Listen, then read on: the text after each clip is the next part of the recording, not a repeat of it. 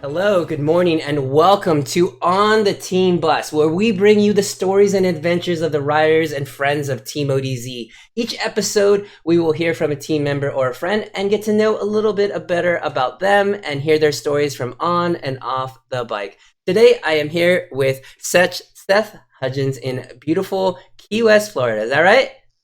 A little bit outside Key West, but yeah, close enough. Yeah, close enough. You see the sunny, you see the palm trees swaying in the back there. I love how both him and Ian, when Ian was down that way, will always make sure that we know that it's nicer where they're at versus where we are. I love it. I love it. So we'll delve right in here, Seth. Thank you for joining us today. But wanted to start off like where you're from. You originally from where you're at, or kind of give us that background and that story. Well, actually, I'm an Army brat. My father was in the Army Ah, for 26 years. I was born in Kentucky hmm, and lived a whole bunch of other places. And then I saw the light and I joined the Navy and then saw a whole bunch of other places. Uh, uh, from Kentucky, lived everywhere in the United States, Georgia, New York, on the East Coast. And then in the Navy, first station was on Guam. hmm, And a little bit of California, and then back to the East Coast, a little bit of Mississippi, whole bunch of Florida, yeah. and eventually retired in Florida down here and worked in Key West, and then stayed, got a job, and now I'm back in the Army. I work for the Department of the Army here in Key West, ironically enough. Interesting. Uh, so 22 years in the Navy, and another 10 as a civilian working here in Key West so far. Very good. So then, as far as sports, tell us kind of what your forte is. What got you into that? I mean, it sounds like you're a very active guy. Otherwise, you know. Yeah, I pretty much, my wife will tell you I have two speeds, full on and full off. Uh, I, I was a soccer player in high school and college. Had knee surgery in 2002 because I was trying to find the bird that stole my legs and put some meat on the ones that I had, and blew out my knee. Got it operated on. Thought I'd never run Ooh. again, and then participated in a 5K for charity sometime back. And my boss's 8-year-old son absolutely kicked my butt across the course. I vowed that would never happen, and so I got into running. Started with 5Ks, and I got dared to do a marathon. Did the Disney half marathon, and then did the Space Coast Marathon uh, in in reverse order, marathon first. And then I had another friend who said, "Ah, you'll be a Trying to triathlete here find the before bird too that stole my." long. I said, "I don't want to do anything that feels good for that long," Hmm. uh, and got into triathlon with a sprint, local sprint here. The college here in town does Yeah. two a year. Got into a sprint. It crushed me, so I decided I was going to get better at that and Nice. became a triathlete. Um, Somewhere along the way, met the evil elf himself. Uh, Yeah. and he got his coach's license, looked at me, and said, "You're going to be my guinea pig. We're doing Ironman Texas for your 50th birthday." I love it. I Yeah, love it. so triathlon has pretty much become my passion. Kind of given up boating and fishing and scuba diving to train, swim, bike, and run. I do a little bit of the other stuff, but I really like the training. I like what it does for my head and my heart, and Hmm. and the races are fun. And endurance racing really is a blast. The community is awesome, whether you're a triathlon or triathlete or an ultra runner, and it's pretty much the community that's kept me in because God knows the training is hard and the races are harder. Yeah. Uh, yeah, but it really is. It's a lot of fun. And I'm lucky that I have a job that allows me to afford a lifestyle to which I become accustomed as an athlete who needs a lot of time to both train and recover. So it's all good. Absolutely. There was a little tidbit there as you first met the evil elf, and for those viewers, that's Ian Murray here from our team. I like to hear that first meeting and your impressions. I guess maybe he hasn't heard Ah, this story. first meeting was actually a 5K down in Key West, and I had a singlet on that had the logo for my command on it, the people that I Yeah. work for. Hmm. Um, And he comes up to me and he's wearing this visor that says Army Triathlon. I said, Army guy? Geez, I'm Navy. Do I really want to talk to him? And he starts talking to me and we start chatting it up and I Yeah. hadn't met him yet. He had just checked in. Um, and we started talking and he mentioned that he was a triathlete and I'm thinking, okay, I'm a triathlete too. Hey, we all get together and we ride. He goes, yeah, I heard I'm going to come out and we're going to start working. And at this point, I had no idea how accomplished he was. Right. He's good. He's good about that. He's rather understated if you let him. Hmm. If you Um, let him, I love it. yeah, I love it. I love it. yeah. And he we started talking. And I realized that I was talking to a no kidding legend, Yeah. and he came out and started training with us. And in that process, he got his license. So the first meeting was at a 5K that he been in town all of a week and schooled all of the 150 of us in this race. Absolutely schooled us, blew us away by minutes, I think, and developed himself as a local legend for running. People started talking to him for advice. He got his coach's license, like I said, and he got made me one of his first clients, and it's been good. He's a great friend. He's super super super coach.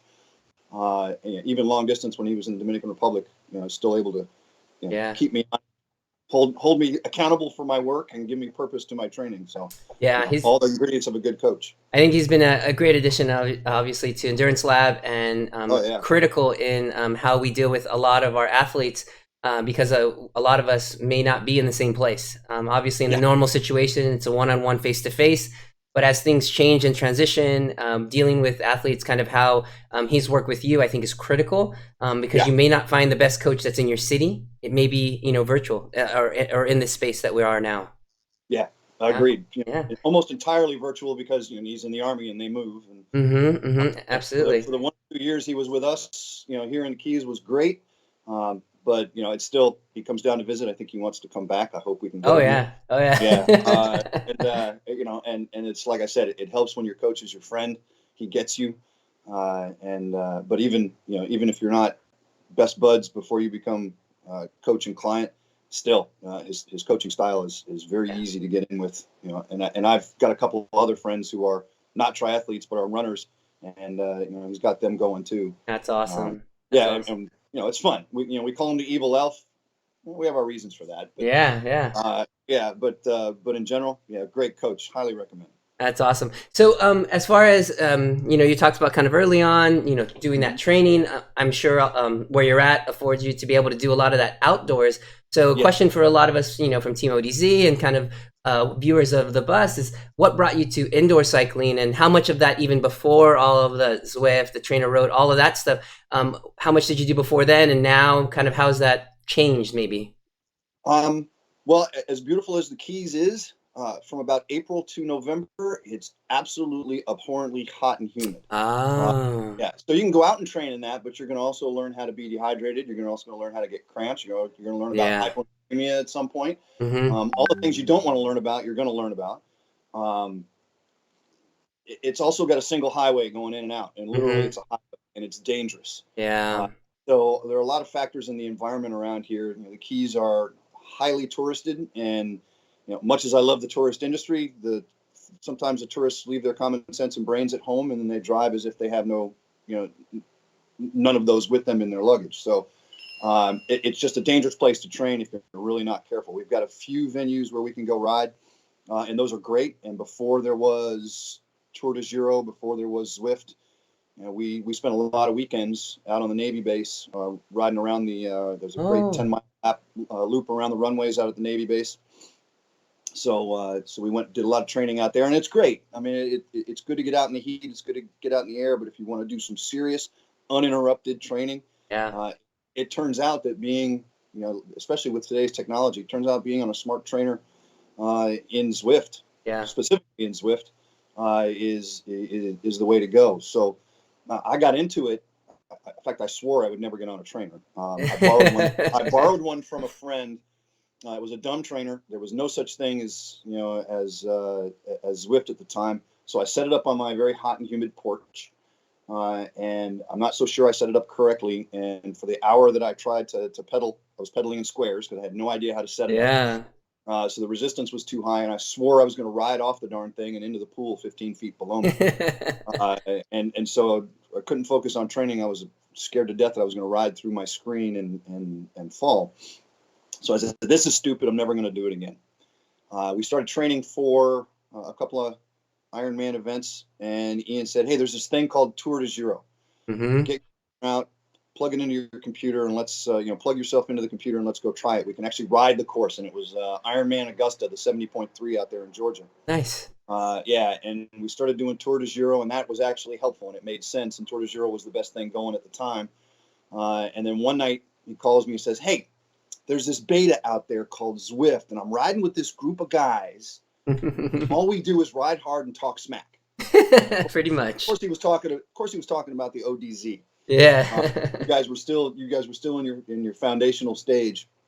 And he said, "I'm going to get you in. I'll sign you up once Zwift goes full up." And I got on Zwift, and the dumb trainer failed me, so I bought the smart trainer.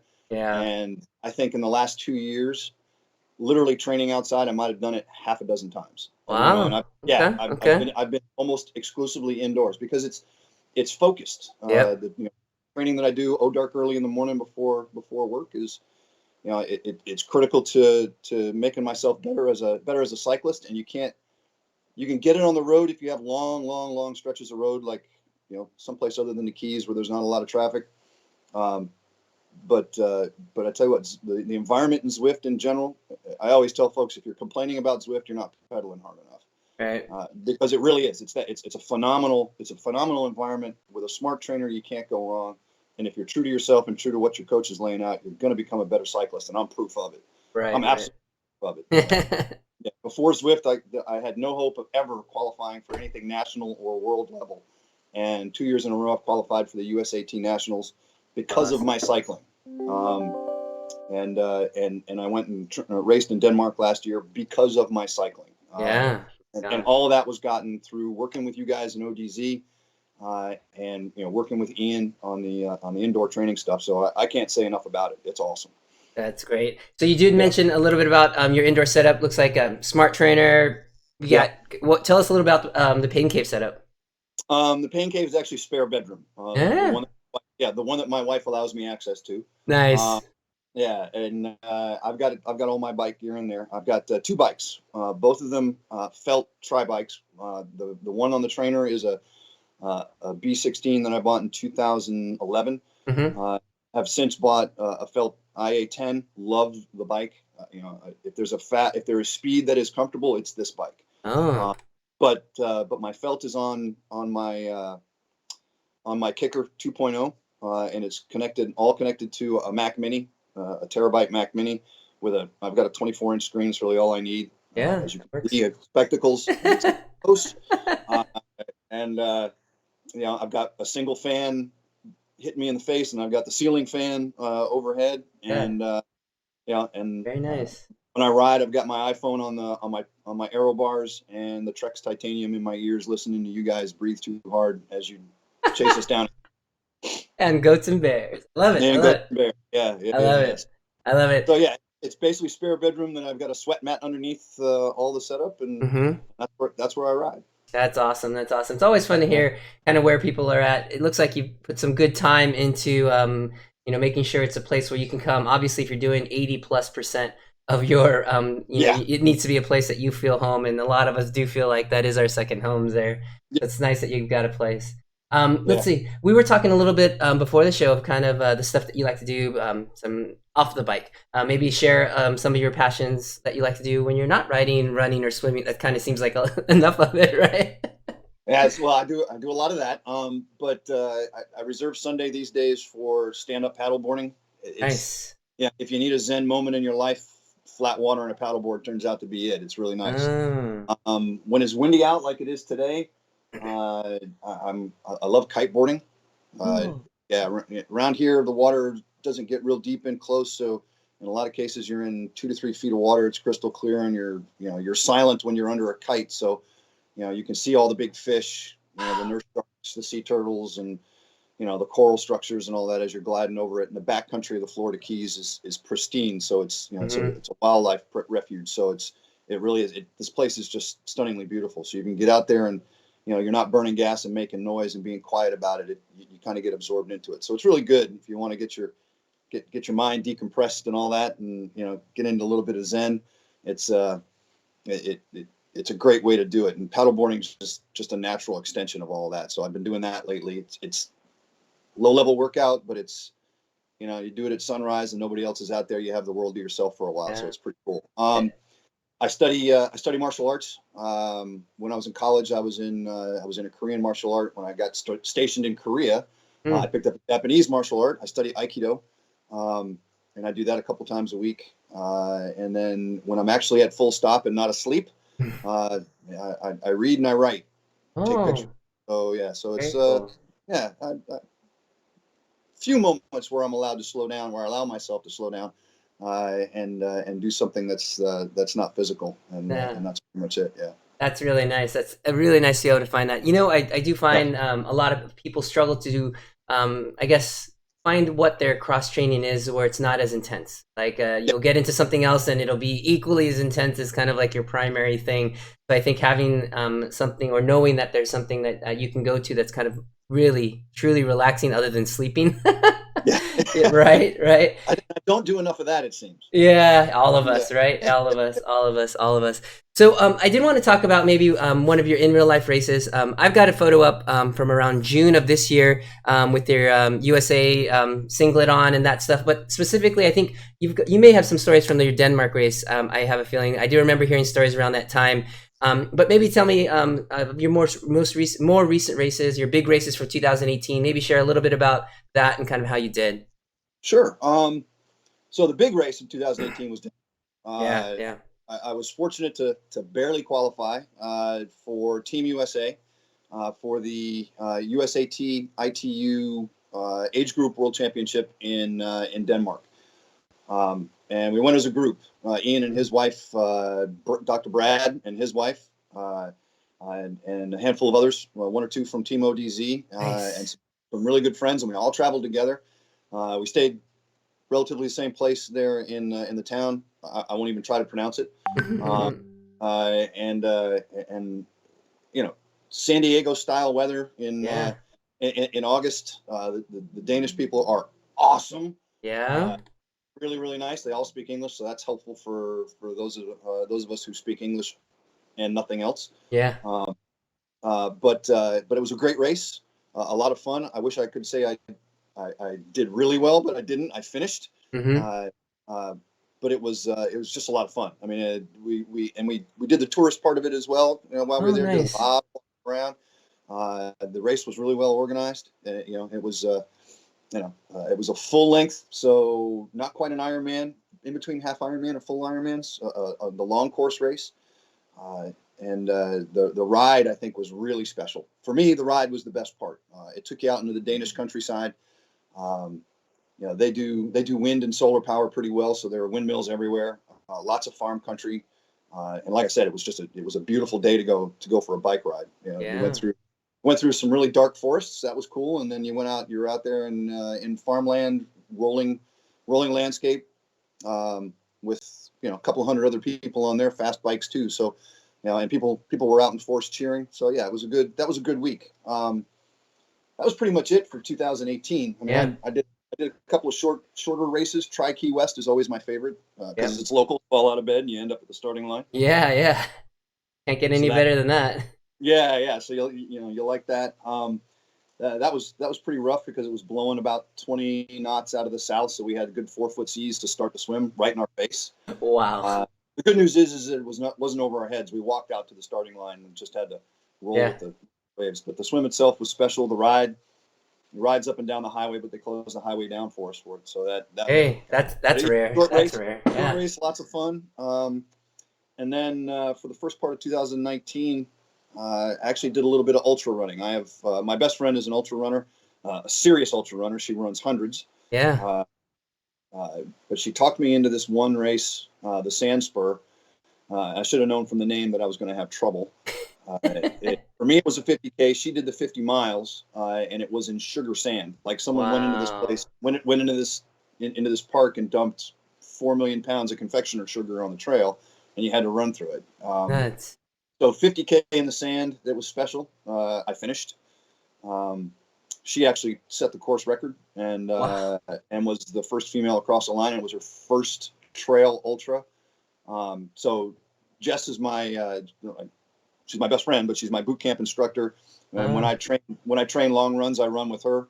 We take turns being rabbit, um, and it gets us through some of the hotter runs yeah. here in the Keys because I don't run inside as much as I love riding inside. I hate treadmills. Right. Yeah. Yeah, I won't run on a treadmill if I can help it. And I'll go out. I'll go out and make a puddle of myself in the heat of the Keys just to stay off the tread. Yeah, So the treadmill.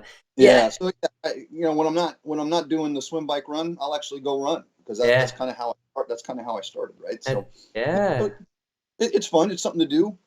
I won't claim any greatness in anything because I'm certainly not. I get humbled every time I get out there. Um, but it's yeah, it really is. It's a good time ultra running around here. You get to see a lot of pretty stuff you wouldn't see otherwise because they'll do it in the national parks and the wildlife refuges. Yeah. The one we did this weekend, I was just the crew. I was not a racer. I was gonna ask you about that. Okay. Yeah, it was a 100 miler in the Cypress Creek Preserve up near Tampa, Mm-hmm. about 6 hours from here. Friend Jess was the runner. It started great, and then the cold front moved through and just dumped all manner of buckets Oh, on us.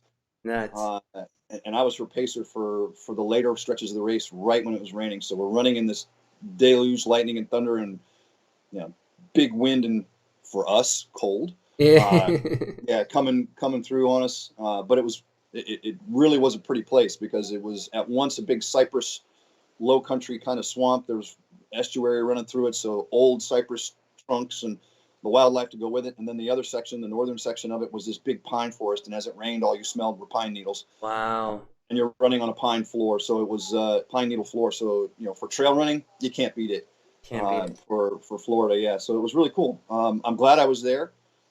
She did great, and the ultra community, a small community, even smaller than triathlon. The ultra running community is just a very unpretentious, uh, solid group of people who are doing nothing but running and supporting you while you run. So, That's awesome. yeah, it was really cool. It was a great Yeah. weekend. So Very glad. so as you crew, obviously it was a 100-mile race you said for her. For crew, if there were more than you, how much of that are you with her or pacing? You mentioned pacing. Just curious, Well, how much of it are you with her? Yeah.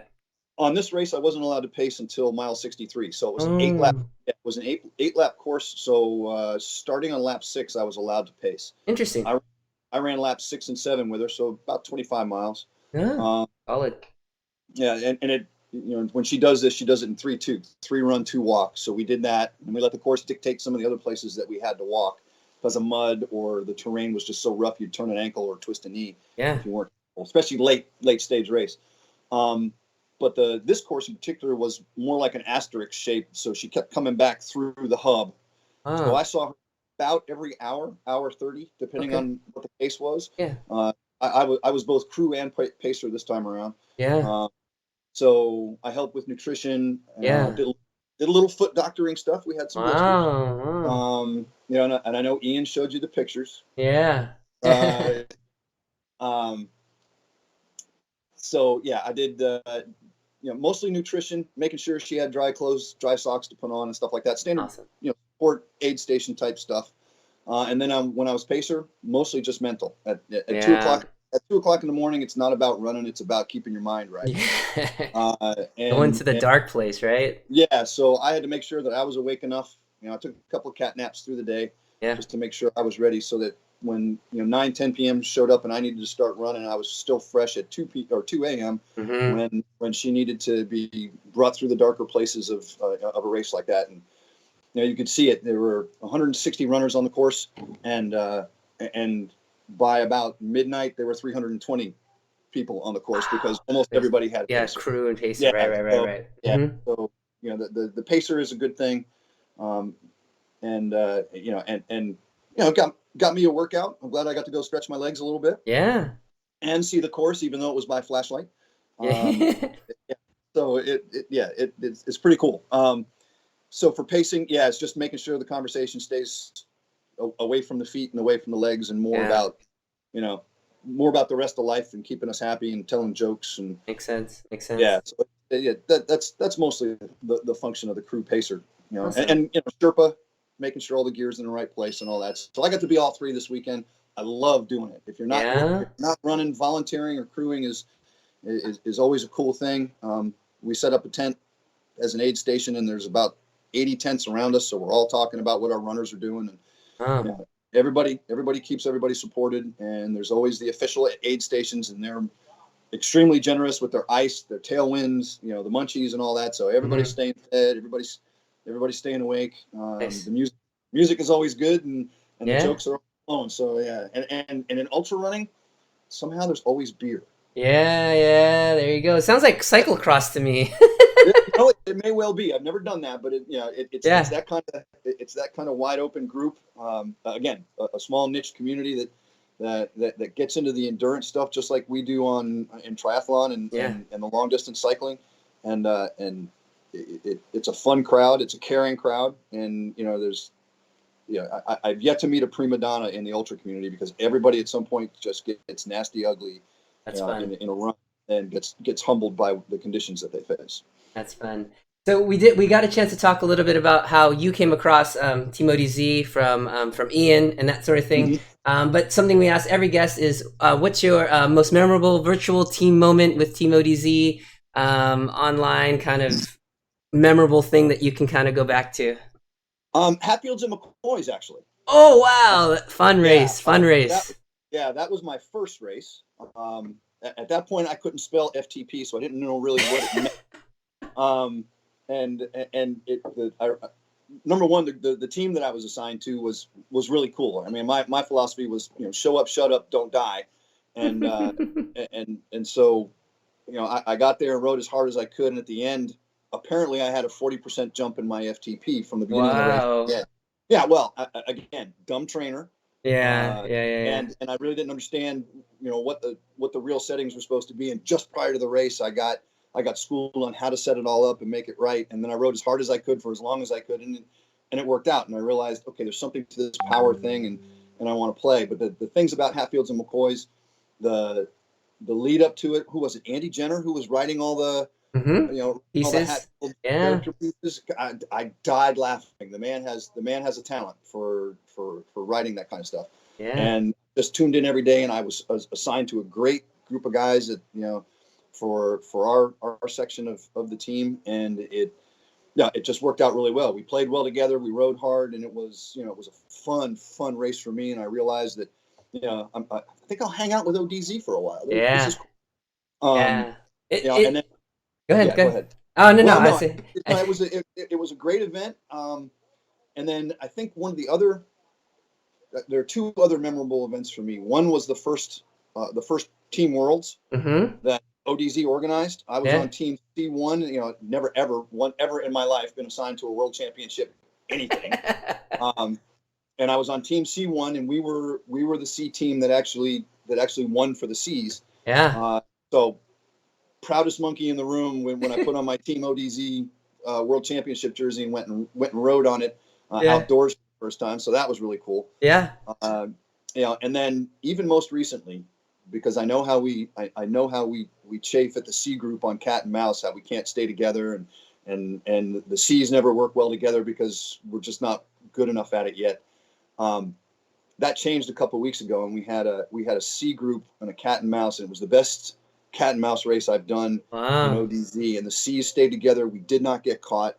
Nice. And I credit that victory to both Kev Steffen and Doug Cooperthwaite. Those guys got to the front and kept it real and kept everybody in line, for the entirety of the race. And it turned out that as a group, we were just solid, and it felt good. We crossed the line. So 3 memorable moments across a few years that I've been with ODZ, and I love the theme races, but those 3 moments in particular, are the ones that stand out in my head. Those are good moments. Yeah, it's a lot of fun. That's awesome. Hearing these stories, really kind of brings life to, the names that you see, the avatars that you see riding around. Yeah. But you do look in your photos just as strong as your avatar does, I got to tell you. So definitely that. But, I want to thank you today. I want to respect your time. Thank you for your time today. It was such a fun chat.